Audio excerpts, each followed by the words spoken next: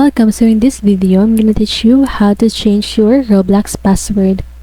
So first, you want to open your browser, any browser that you are using, and then search for roblox.com. And then you want to log in your account. And then after that, you want to click the settings icon on the upper right side of your screen. And then click settings,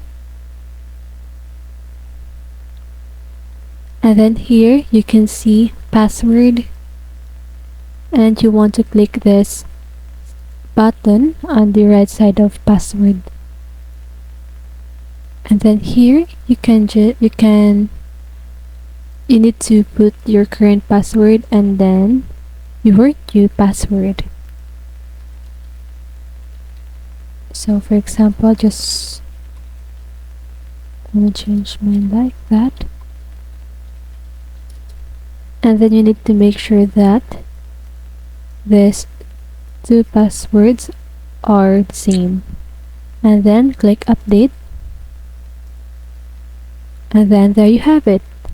I hope this video helps, and if it did, make sure to like, subscribe, and hit the bell notification so you won't miss a video. See you on the next one and have a great day.